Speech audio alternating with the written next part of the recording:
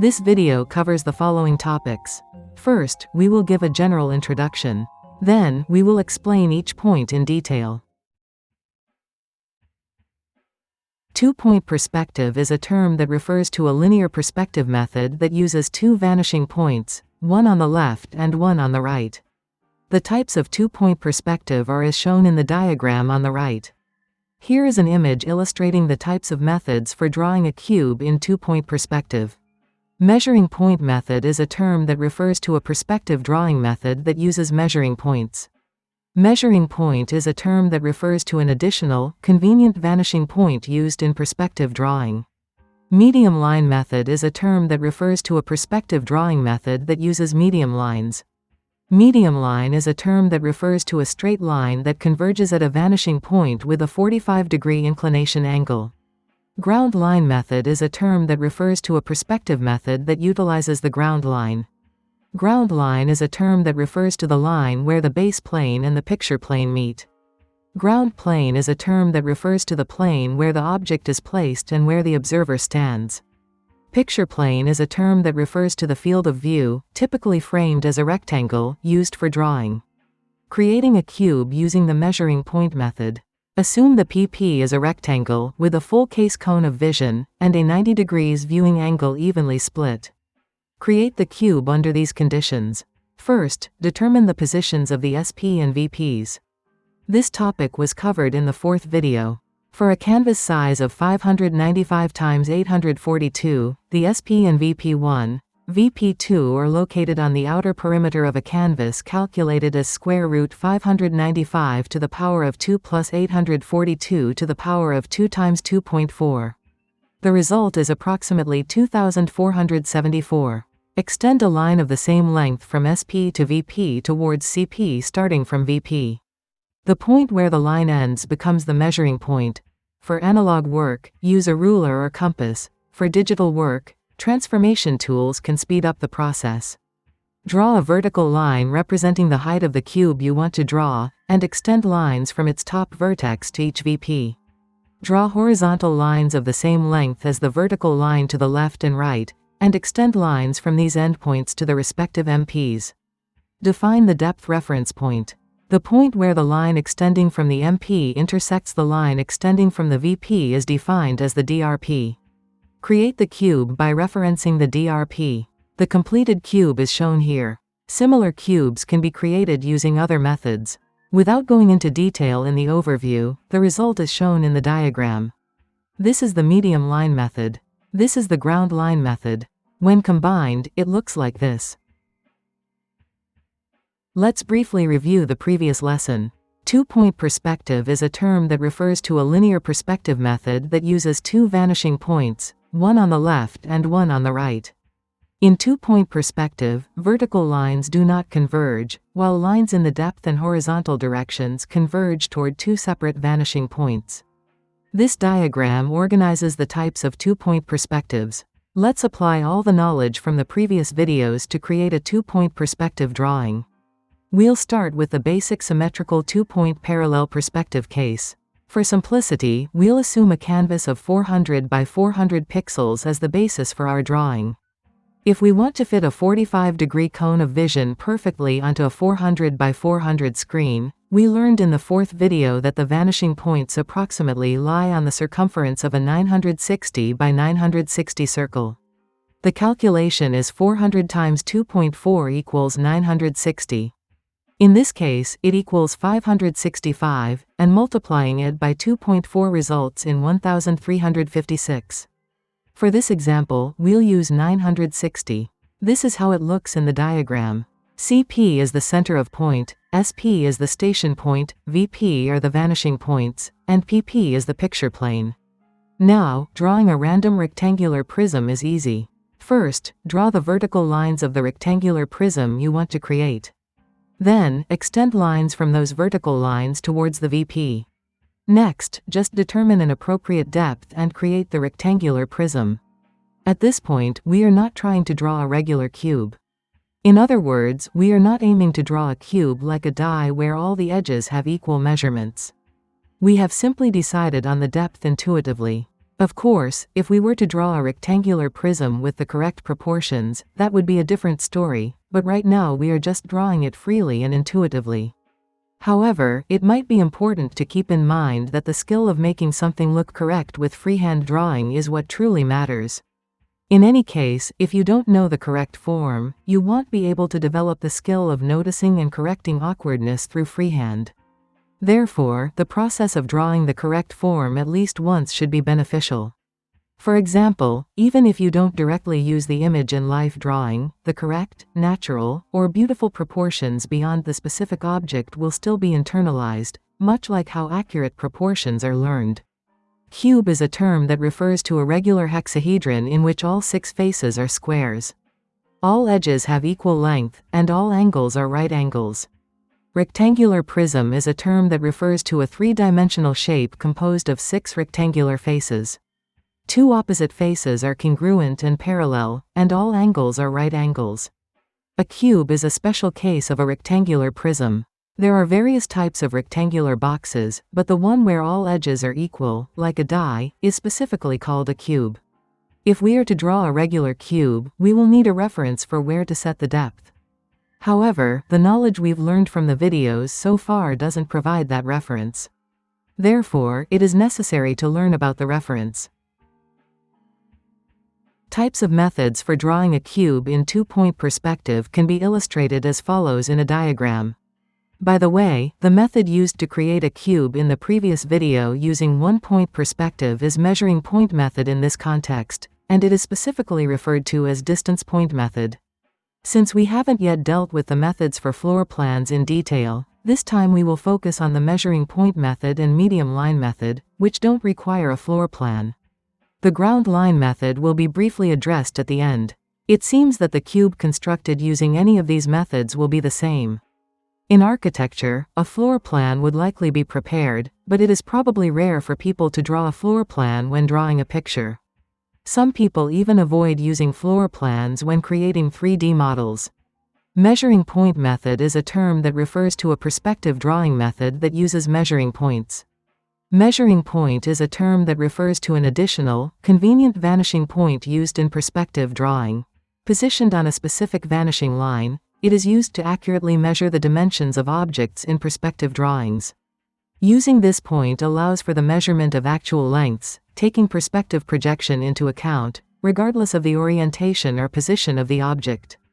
Medium line method is a term that refers to a perspective drawing method that uses medium lines. Medium line is a term that refers to a straight line that converges at a vanishing point with a 45-degree inclination angle. It can be considered a type of measuring point. We will refer to this point as the medium line point. To distinguish it from the measuring point, it will be abbreviated as MDP. Now, having heard the definitions of the measuring point method and the medium line method, I still don't understand at all. Even when I look at the explanatory diagrams, I remain just as confused. Especially when geometric or mathematical elements come into play, I struggle as a humanities major. It's true that it's possible to create a cube, but understanding why it's possible is difficult. It's like how it's possible to ride a train, but I don't know why the train moves, and perhaps I don't need to know either. First, being able to create a cube using 2-point perspective will be the turning point in deciding whether to give up learning perspective. For now, all I can do is keep experimenting. The act of just drawing it is likely the key. I will explain how to draw a cube using the measuring point method. To draw a cube, a depth reference point is necessary. I understand that this reference point is the measuring point. Now, the question arises, how do we determine the position of this measuring point? In the measuring point method, it seems that the line extending from SP to VP can be used. Let's call this line the measuring point line. By sliding the measuring point line onto the horizon line, that becomes the measuring point. However, I have a question in my mind. What exactly does sliding mean? The explanation that I can barely understand is, assume that VP1 is the center of a circle, and SP is one of the points on the circumference of that circle. But I am unsure if the term circumference is appropriate here. I will need to review this again. Key terms related to circles are radius, diameter, and circumference. I learned in elementary school that the area of a circle is found by multiplying the radius by itself and then by 3.14. The line extending from the center of the circle to the circumference can be thought of in various ways. In the diagram from earlier, it would look like this. You can imagine the line sliding as if the hands of a clock were moving. The key point is that each of these lines is of the same length. If we consider VP1 as the center of the circle and slide the line extending to SP along the horizon line, it would look like this. Although the concept of sliding is understood, the question of how exactly to slide it will likely arise. One analog method that comes to mind is measuring with a ruler. Since all lines extending from the center of the circle to the circumference are the same length, you can simply measure a straight line and extend it from VP towards CP by the same length. Alternatively, you could use a compass. These methods are reliable. Another option is a more freehand approach, such as imagining the circle in your mind. You could also use your elbow as a pivot to simulate a compass. Or, you might use a mechanical pencil, pen, rubber, string, or even your finger to estimate the length. Also, the position of the MP might be inferred from the canvas size using some rule, and at the very least, it might be possible to record and reuse some generic values. This will be left for later. Next, the idea arises that it might be possible through a geometric method. Honestly, as someone from a humanities background, I can't think of a solid solution. I considered that the diagonal length of a square is square root 2, approximately 1.41, but this doesn't seem very practical. Of course, there are methods to subdivide the square to approach 1.41, but this would probably be an emergency measure for situations where there is no ruler. Now, with this, I understand how to slide the lines. By sliding both the measuring point lines from VP1 to SP and VP2 to SP, we can discover two measuring points. Now, how do we use these to determine the depth? First, draw an appropriate vertical line. You just need to imagine the height of the cube you want to draw. Extend the vertices to VP1 and VP2, that is, to the original vanishing points. Of course, at this stage, the depth is still unknown. Draw lines of the same length as the vertical line to the left and right. Using a ruler would likely be more accurate. Since you are not converting diagonal lines into parallel ones, it might also be easier to draw freehand. Alternatively, extending the lines at a 45-degree angle will intersect each corresponding point. Label these vertices as A and B. Extend A toward MP2 and B toward MP1 so that they intersect. Label the point at the base of the initial vertical line as C. The intersection of the line extending from A to MP2 and the line extending from C to VP1 is the point that determines depth. The same method applies for the opposite side. All that remains is to complete the cube. By extending lines from the points that determine depth, the cube can be constructed. Extend the remaining lines using the lines directed toward the VPs. The completed cube is shown here, with almost no noticeable distortion. The most crucial aspect of this method is determining the measuring points. Once that is understood, the rest is straightforward.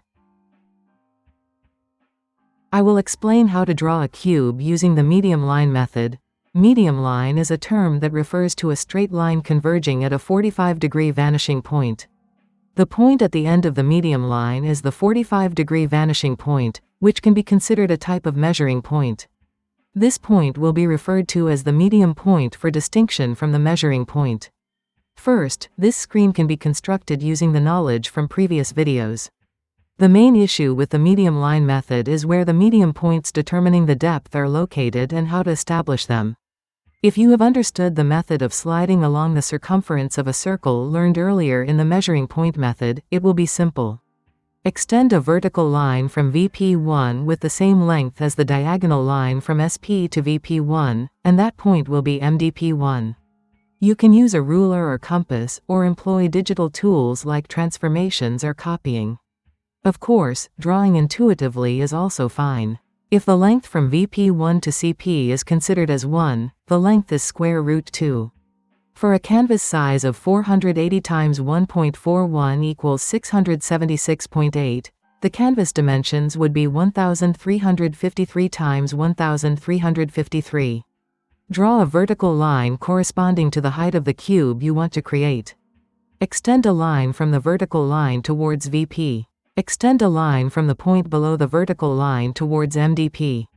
The point where the line extending towards VP intersects with the line extending towards MDP is the depth reference point. After that, simply complete the cube.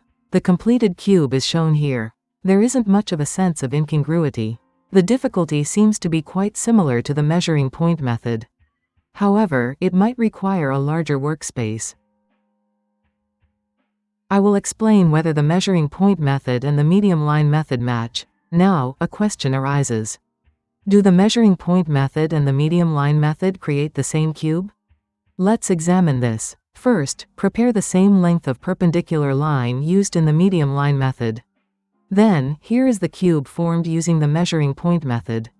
Let's take another look at the cube formed using the medium line method. It seems like a similar cube has been created. When we overlay them, this is what it looks like. The conclusion from the verification is that the cubes created using the measuring point method and the medium line method match.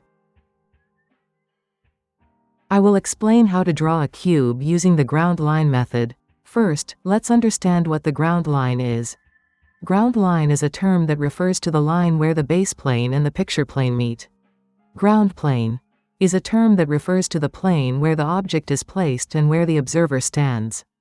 Picture plane is a term that refers to the area that captures the field of view, typically in a rectangular shape. Even with this explanation, to be honest, I don't quite understand. In such cases, I've heard it's helpful to make a diagram. For example, let's imagine a situation where 3 cubes are in front of us, as shown in the diagram on the right. Now, where is the ground line in the picture plane? I have no idea. I don't even understand if the GL exists in a perspective drawing. For example, if we look from the side as a plan view, this orange line is the ground plane. If we look from above, this orange surface is the ground plane. Specifically, it refers to the ground seen from the observer's perspective. Now, what does it mean for the ground plane and the picture plane to coincide? For example, the image I showed first is the picture plane itself. Where does it coincide with the ground plane? I thought the bottom of the PP was the ground line, that is, the GL. But is that really the case? Aren't there many other points where the picture plane and the ground plane intersect? For example, here and there, it can also be said that these are lines where the picture plane and ground plane intersect. There should be no logical reason to say that the picture plane is only the frame. The picture plane should, after all, mean the whole, like a window. In short, it may appear as a single line when viewed from the side, but from the front, there could be many, almost infinite ones. Of course, since the Earth is round, it may not be a perfect straight line, but over short distances, it would almost be a straight line. Now, the ground line method is a perspective method that literally uses the ground line. Previously, I distinguished between the point method and the medium line method, which do not use a plan view, and the foot line and ground line methods, which do use a plan view. However, it seems that the ground line method might be possible even without a plan view. Draw the vertical line of the cube you want to draw. This can be any size, and you can decide the length. For verification purposes, I used the same position and length as those used in the point method and medium line method. Draw lines to each VP. Draw the ground line. Assuming the cube is on the ground, draw a line through the frontmost vertex as the GL. Draw horizontal lines to the left and right with the same length as the vertical line you drew, forming a circle. To draw a circle accurately by hand, using a compass is likely the most effective method. Let's assume we're using a compass here. If you don't have a compass, one could create a square and approximate a circle, though this is a more tedious approach. Since precision like that in architecture isn't always required in drawing, it's probably fine to draw intuitively. Of course, in digital drawing, it's best to use the circle tool. By the way, since you'll only use the upper half of the circle, a semicircle would work fine. Draw lines from the starting point to each VP, parallel to the line extending from SP to VP. This is likely the most difficult part to understand. In this case, we are dealing with a 2-point perspective at 90 degrees, with equal left and right angles. In other words, the lines extend at a 45-degree angle to the left and right. Therefore, you should draw lines at a 45-degree angle from the starting point to each VP. When you actually extend the lines, it will look like this. If the angles were different, for example, a 30 to 60 angle ratio, it might be difficult without a protractor. Alternatively, you might need to use a geometric method. Create a square based on the lines extended horizontally. This should be easy, especially since this time it's at a 45 degrees angle. Simply draw the diagonal lines to complete the square. Extend the sides of the square. Imagine creating a triangle, and extend the sides of the square like this to the GL. Alternatively, it might be possible to imagine a larger square using the diagonal. By the way, if a fairly rough approximation is acceptable, there may be a shortcut method. With this method, there's no need to draw a perfect circle. For example, starting with the initial vertical line as 1, you could add 1/3 of that to create a square. Of course, the actual measurement would be slightly larger. It's probably around 1/3 plus 1/12. I just realized that 1/3 plus 1/12 equals 5/12, which is approximately 0.41. In other words, the total is 1.41, almost the same value as the square root of 2. Extend a line from the newly determined point to VP. Let's call the newly determined point the ground plane point. GPP1 will extend a line to VP2, and GPP2 will extend a line to VP1. Extend lines from GPP to VP and from GP to VP, and the point where they intersect will be the depth reference point that determines the depth. This point will be referred to as DRP for short. After that, simply draw lines according to the DRP to complete the cube. When only the cube is displayed, it looks like this. I will explain whether the measuring point method and the medium line method match with the ground line method. As shown in the diagram on the right, they match. No matter which method is used, the same cube can be created in this case.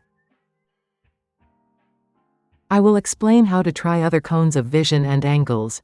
The perspective methods so far have mainly dealt with the case of a 90-degree cone of vision and a 45-degree equal distribution in two-point perspective. This time, let's work with an unequal case. For example, the case where the left is 30 degrees and the right is 60 degrees.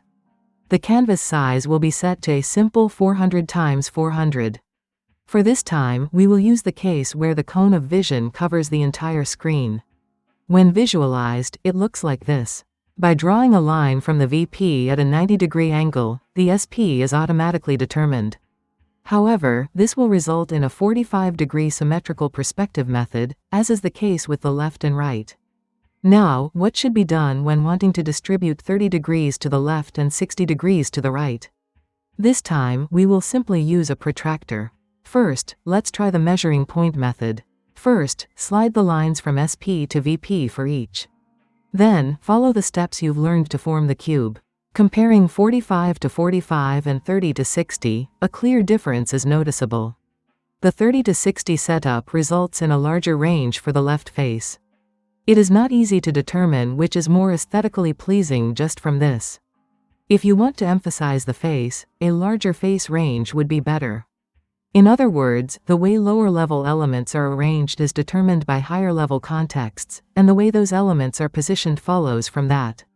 I've also checked to see if both the medium line method and the base point method yield the same result. First, here's the medium line method. Here is the base point method. As expected, anything other than 45 to 45 seems a bit more troublesome to draw. It has been confirmed that no matter which method is used, the approximate positions match. The measuring point method may be relatively easier. Other patterns that are not 90 degrees, such as 60 to 60 or 30 to 90, can also be applied. In any case, the 90-degree pattern, especially 45 to 45, seems easier to create. However, it would be best to prioritize the angle you want to showcase and the most aesthetically pleasing angle. I plan to explain what three-point perspective is. Please subscribe to the channel and give us a thumbs up.